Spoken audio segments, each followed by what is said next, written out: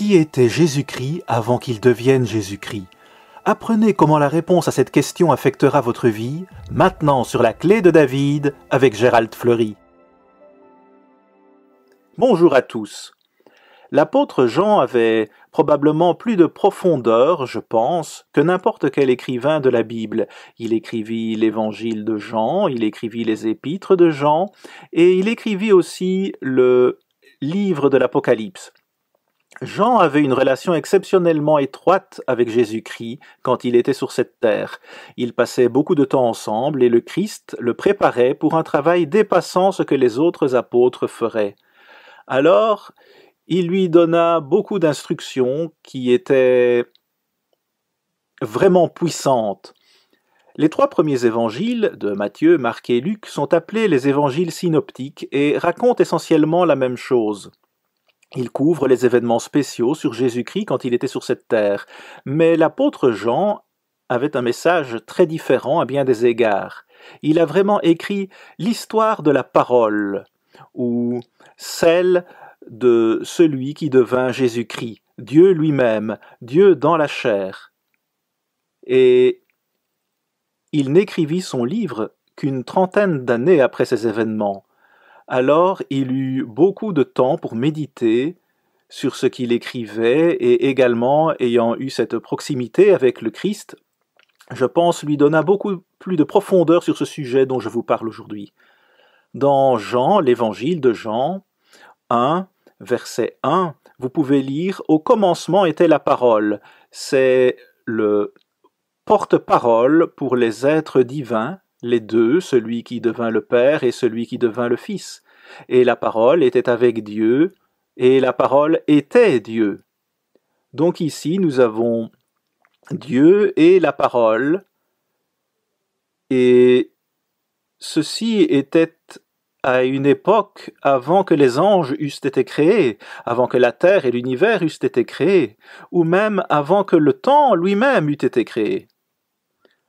La fondation même du commencement, comme nous le comprenons, et il est absolument essentiel que nous comprenions cela pour être en mesure de comprendre la vision que tout ceci englobe et de ce que représente le plan de Dieu. Le commentaire Westcott dit « Dans les évangiles synoptiques, il n'y a aucune affirmation directe de la préexistence du Christ. » Donc, Jean était le seul vraiment qui a parlé de la parole et il l'a fait dans chacun de ces 3 livres et encore une fois, c'est une période antérieure où rien n'avait été créé comme nous le comprenons aujourd'hui et même avant le Père et le Fils. Donc les évangiles synoptiques traitent de l'histoire du Christ. Et ensuite, Jean entre vraiment dans l'histoire de la parole avant qu'il n'y ait eu aucune création physique. Et il est essentiel pour nous de comprendre, comme comprendre le début du film. Si vous ne comprenez pas le commencement d'un film, vous êtes confus, vous ne comprenez pas ce qui se passe dans le film. Maintenant, le verset 2. Elle était au commencement avec Dieu. Alors, la parole était avec Dieu, ceci signifie qu'ils étaient parfaitement unis de toute éternité. Pouvez-vous imaginer une telle unité? Vous voyez de la division partout sur cette terre. Mais Dieu et la parole étaient unis de toute éternité jusqu'à la rébellion de Lucifer. Il n'y avait aucune division dans tout l'univers jusqu'à cette époque-là. Ainsi, Dieu essaye de nous enseigner à tous comment avoir cette unité aujourd'hui. Et si vous regardez autour de vous dans ce monde, vous savez que c'est certainement ce dont nous avons besoin en toute priorité. Mais pouvez-vous voir pourquoi et comment Dieu fera pour nous unir? Ce monde entier, il va finir par être unifié d'une manière qui est justement remplie de lumière et les ténèbres disparaîtront pour toujours. C'est sur le point de se produire. Vous pouvez lire les versets 4 et 5 où il est question de ténèbres et de lumière. Et nous continuerons à voir ici que l'apôtre Jean a saisi les mots « vie éternelle ». Puis au verset 8 de 1 Jean 3, je veux vous lire ceci brièvement, il dit « Celui qui pêche est du diable, car le diable pêche dès le commencement. Il le fit dès le commencement, vous devez revenir au début pour comprendre tout ceci, et cela vous donnera la plus grande vision de toute votre vie. Je peux vous le garantir. Le Fils de Dieu a paru afin de détruire les œuvres du diable. » Donc, nous retournons à l'époque où Lucifer se rebella contre Dieu et où le vrai péché a commencé, l'iniquité a été trouvée en lui. Donc, il fut envoyé ici pour enseigner le gouvernement de Dieu sur cette terre, et il se rebella contre cela, et il a vraiment dévasté l'univers à bien des égards. Ainsi, tout cela est arrivé parce qu'il ne voulait pas enseigner le gouvernement de Dieu, et ce dont je vous parle aujourd'hui vous ramène à ce commencement. Il est écrit dès le commencement, Jean ne fait que répéter ceci à maintes reprises, dès le commencement. Nous devons comprendre le début pour comprendre la suite du film tout entier, et surtout l'avenir et combien il est merveilleux. Donc, ce que nous devons faire, c'est comprendre ce gouvernement. Je vais juste vous citer un article que nous avons pour vous et que nous vous enverrons, mais il dit « Ceci veut dire que vous devez savoir qu'il était autrefois le grand chérubin, c'est-à-dire Lucifer, qui aidait à couvrir le trône de Dieu, assis directement là devant le trône de Dieu et étant enseigné par Dieu et instruit de comment Dieu faisait son travail depuis très longtemps, peut-être des millions d'années, nous ne le savons pas. La Bible ne nous précise pas exactement la durée. Mais il fut créé pour cette responsabilité et il fut éduqué sur la façon de gouverner la terre entière, et il échoua à enseigner le gouvernement d'amour de Dieu. Donc, vous pouvez voir que Dieu dit « Très bien, eh bien, après que ceci se soit produit, il dut commencer à penser à se reproduire lui-même dans l'homme. » Parce que si les anges ne pouvaient pas le faire, alors Dieu savait que seul lui-même, pouvait régner sur l'univers. Alors il devait se reproduire lui-même dans l'homme et faire de nous des fils de Dieu. Donc voyez que les anges connaissaient depuis le commencement toute cette scène entière qui nous concerne aujourd'hui. Nous voyons alors que cela nous plonge vraiment dans tout ce que représente notre vie éternelle. Je veux juste vous montrer combien meurtriers ils ont été et Satan a été dans ce temps de la fin en trompant le propre peuple de Dieu au sujet de cet avenir merveilleux et miraculeux qui est simplement fabuleux au-delà de tout ce qu'on peut décrire. Laissez-moi vous donner une autre citation. C'est un verset dans Apocalypse 3 au verset 14 à 16. « Écrit à l'ange de l'église de Laodicée, voici ce que dit l'Amen, le témoin fidèle, le véritable, le commencement de la création de Dieu. » Eh bien, qu'est-ce que ça veut dire? Eh bien, cela nous ramène au commencement de la création de Dieu. Et si nous n'avons pas cela, eh bien, nous allons nous rebeller contre Dieu. C'est ce qu'il dit à son propre peuple juste ici, dans ce temps de la fin. Cette prophétie est spécifiquement pour le temps de la fin dans lequel nous vivons aujourd'hui, et très proche du second avènement. Il dit « Je connais tes œuvres, je sais que tu n'es ni froid ni bouillant.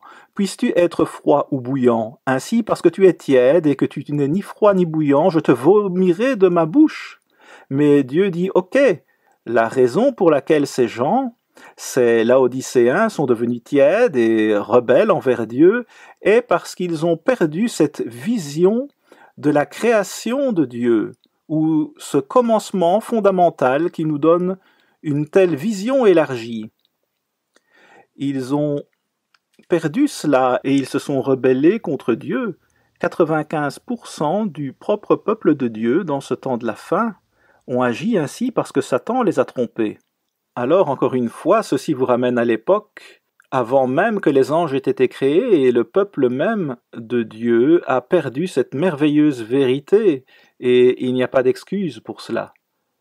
Si vous regardez au commencement de la création de Dieu, c'est en fait revenir à ce temps de la parole et de Dieu, la parole étant le porte-parole pour les deux, ou le logos. Beaucoup de gens utilisent le mot logos quand ils discutent de cela. Donc, vous voyez, à tout moment, Satan peut vous tromper au sujet de ce commencement fondamental. Ensuite, il peut vous égarer et vous perdrez cette grande vision qui vous montre où tout ceci mène et pourquoi Dieu a fait tout cela, pourquoi les anges ont-ils échoué et pourquoi Dieu a-t-il créé l'homme. Il n'a décidé de créer l'homme qu'après que les anges aient péché un tiers d'entre eux sur cette terre qui ne purent pas gouverner la terre, et Dieu n'allait pas les laisser gouverner l'univers. Alors il a dû se reproduire lui-même. C'est expliqué tout au long dans la Bible. Cette parole est devenue chair, il était Dieu dans la chair, Jésus-Christ est venu sur cette terre en chair et en os. Ainsi, ici, aujourd'hui, nous devons garder ce même gouvernement et il nous aide à nous concentrer sur un avenir éternel. Maintenant, regardons 1 Jean 1 et verset 1. Ce qui était dès le commencement. Nous y revoilà encore une fois dès le commencement, Jean n'arrêtait pas de revenir là-dessus. Et il est le seul qui l'a fait de cette manière, le seul qui ait même mentionné la parole dans la Bible.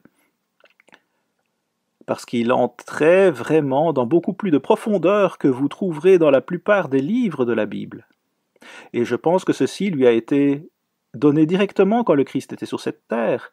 Mais ici, dès le commencement, ce que nous avons entendu, ce que nous avons vu de nos yeux, maintenant notez ceci, ce que nous avons contemplé ou regardé, cela devrait être. Ils ont simplement contemplé la parole, ce Dieu qui est venu sur la terre, et ont été en mesure de le toucher de leurs mains. Ils disaient que nos mains ont touché concernant la parole de vie. Ils ont en fait touché la parole de vie, ce Dieu qui est venu sur la terre pour donner sa vie pour les péchés de l'humanité, afin qu'ils puissent être réconciliés avec le Père par le Saint-Esprit de Dieu. Mais ceci est presque surréel quand vous y pensez, et vous voulez dire que ces hommes étaient simplement fascinés par Dieu lui-même, étant ici, sur cette terre avec eux.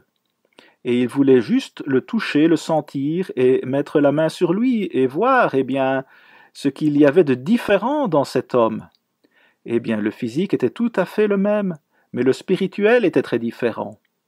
Et quelle vision il avait pour tous ces hommes, je veux dire, tout est à ne pas croire. Notez 1 Jean 2, versets 13 et 14, puis verset 24. Je vais vous en lire une partie. Il dit « Je vous écris, Père, parce que vous avez connu celui qui est dès le commencement. Le voilà encore, dès le commencement. Retournez au commencement afin que vous puissiez comprendre tout le film. Et ceci est un film magnifique, comme vous n'en avez jamais entendu parler auparavant dans votre vie, un film spirituel pour ainsi dire. » Et il dit au verset 14, « Je vous ai écrit, Père », et les jeunes gens, plutôt, il a dit, « Vous avez connu le Père, je vous ai écrit parce que vous avez connu celui qui est dès le commencement. » Encore une fois, vous avez connu la parole qui est venue sur cette terre et est devenue Jésus-Christ, vous l'avez connu. Il parle au Père, il en vient à la famille de Dieu. Il poursuit en disant que ce que vous avez entendu dès le commencement demeure en vous. Si ce que vous avez entendu dès le commencement demeure en vous, vous demeurez aussi dans le Fils et dans le Père. Maintenant, c'est la famille qui est en jeu. Voyez Hébreux 2 et verset 10, Dieu dit qu'il va conduire beaucoup de fils à la gloire, le Père, le Fils, des millions et des milliards de fils supplémentaires. Voilà le plan de Dieu, il ouvre la famille même de Dieu à beaucoup plus de fils, c'est-à-dire qu'ils sont fils de Dieu, des êtres divins créés en tant que la véritable famille de Dieu. C'est donc la parole dès le commencement, vous voyez, avant que quoi que ce soit d'autre soit créé. Maintenant, si vous pensez à la famille de Dieu, et l'Évangile est la bonne nouvelle de la famille de Dieu à venir, ou le royaume de Dieu, mais c'est une famille qui va gouverner sur cette terre. Et ils vont être les fils de Dieu. Je veux dire, c'est tout simplement troublant si vous y pensez, si vous le saisissez vraiment, et vous devez étudier la littérature pour vraiment l'imprimer profondément dans votre esprit. Mais Dieu conduit beaucoup de fils à la gloire, et lorsque Dieu dit gloire, il veut dire gloire, une gloire comme vous n'avez jamais entendu parler auparavant. M. Armstrong en parlait et l'expliqua tout au long de sa vie, et en voici une citation, il a dit « Alors vint le sommet suprême de la puissance créatrice sans égale de Dieu. Alors vint le zénith de tout l'accomplissement divin. Alors vint un projet grandiose, tellement incroyable et transcendantal qu'il est difficile à l'esprit humain de le saisir. Il est difficile à l'esprit humain de le saisir. C'est si profond. » Et Jésus-Christ aida Jean à le comprendre, alors qu'il passait beaucoup de temps avec lui sur cette terre, avant qu'il ne parte et avant qu'il ne soit crucifié. Mais ensuite, les versets 8 à 11 parlent au sujet de « dès le commencement ». 2 Jean, versets 5 et 6 parlent plusieurs fois au sujet de « comme vous l'avez appris dès le commencement ». Donc, il est le seul écrivain du Nouveau Testament à désigner le Christ comme la parole, ou même à parler de la parole, et à l'expliquer et à nous montrer ce qu'elle signifie et quelle vision elle est. Si vous voyez cette fondation-là, alors vous comprenez quel est le plan de Dieu. Que fait-il? Pourquoi a-t-il décidé de ne pas utiliser les anges pour gouverner l'univers? Pourquoi a-t-il décidé de se recréer lui-même dans l'homme, dans la famille même de Dieu? C'est tout simplement stupéfiant, si nous en venons vraiment à le saisir. Puis nous avons écrit ici dans la dernière heure, « Souvenez-vous du prix qui a été payé pour vos péchés. C'est ce dont vous devez vous rappeler dès le commencement. Vous devez comprendre profondément qui est mort pour vous. Il ne faisait que toucher cet homme qui est venu sur la terre pour mourir et payer le prix pour nos péchés. C'est un sacrifice absolument sanglant. Et le plus grand sacrifice que vous puissiez imaginer pour vos péchés et les miens. Il a payé pour nos péchés afin que nous puissions prendre part à cette famille. Le salaire du péché est la mort éternelle, c'est ce que dit la Bible. Cette compréhension doit être d'une très grande importance dans votre esprit. Jean nous rappelle, et à lui-même aussi, qui était vraiment ce Jésus-Christ, qui il était dès le commencement. C'est l'être que les apôtres avaient vu de leurs propres yeux et contemplé, et que leurs mains avaient touché. Ce n'était pas qu'un simple homme envoyé de Dieu. C'était l'un des 2 grands membres de la famille Dieu qui sont éternels. Jean voulait être certain de ne jamais oublier toute la merveilleuse histoire dès le commencement. Il ne cesse de le répéter encore, et plutôt que d'avoir l'opinion d'un homme sur ce que Dieu fait, vous avez la perspective du Créateur, sur ce qu'il fait, sur ce qu'est son plan. Et je veux dire que la vérité fondamentale, dès le commencement, vous donne une vision incomparable que vous ne pourriez avoir d'aucune autre façon. Elle a autant de profondeur et de signification. Pourquoi l'a-t-il tellement répété? Jean avait une certaine compréhension ici qui était vraiment une compréhension très profonde. Maintenant regardons Jean 1, le verset 12. Mais remarquez, mais à tous ceux qui l'ont reçu, à ceux qui croient en son nom, elle a donné le pouvoir de devenir enfants de Dieu. Il faut une puissance pour devenir fils de Dieu. Il faut un pouvoir spirituel pour faire cela.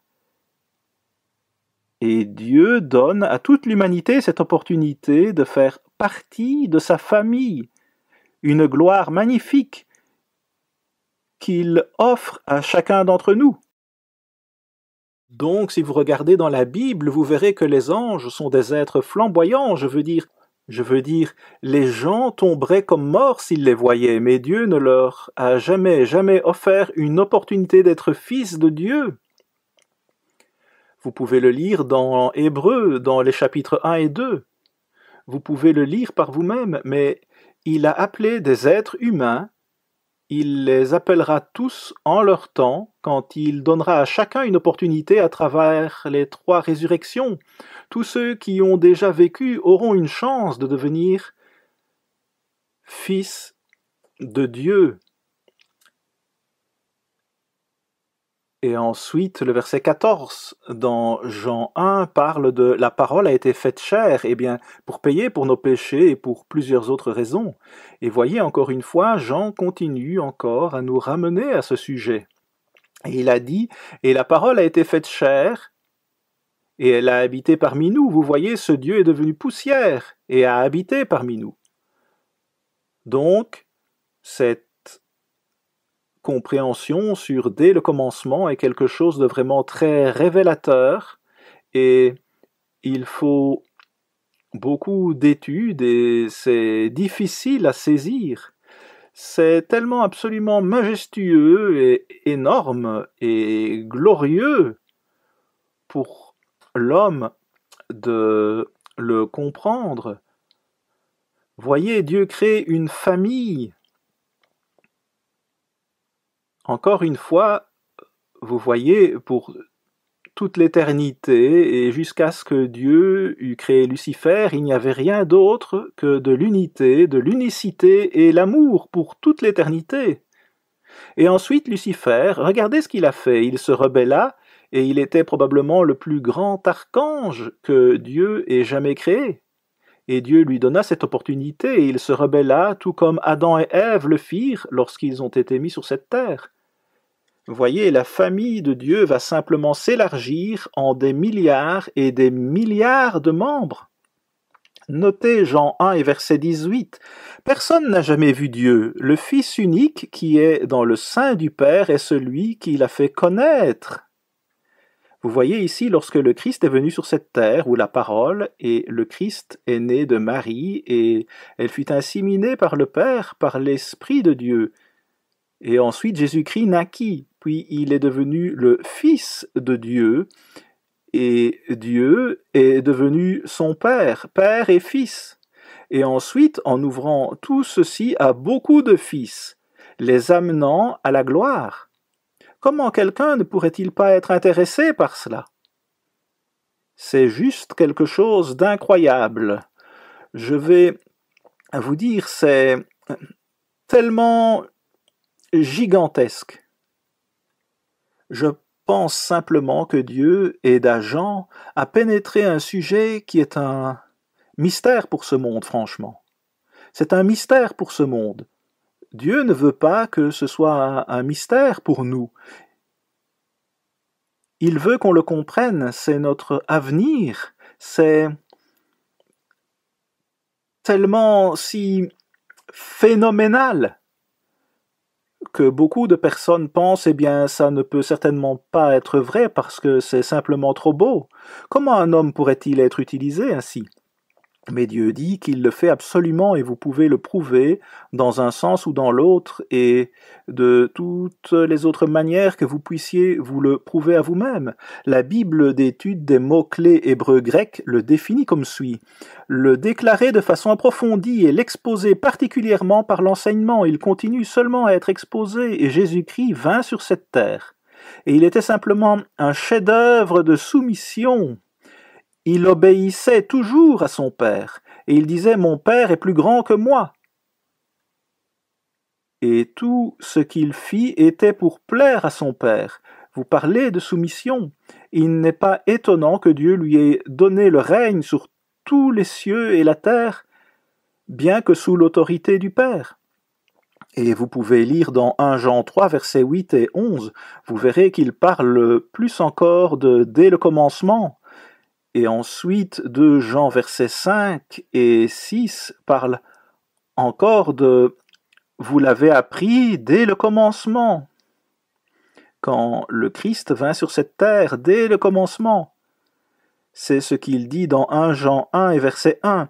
Si nous pouvons comprendre cette signification fondamentale, nous pouvons comprendre pourquoi les anges ont échoué et comment nous pouvons réussir et entrer dans la famille de Dieu. Et ces gens qui se lèvent et proclament ce message aujourd'hui deviendront la véritable épouse de Jésus-Christ et s'assiéront sur le trône de David avec Jésus-Christ pour toute l'éternité, simplement en proclamant ce message aujourd'hui. À la semaine prochaine, ici Gérald Fleury, au revoir les amis.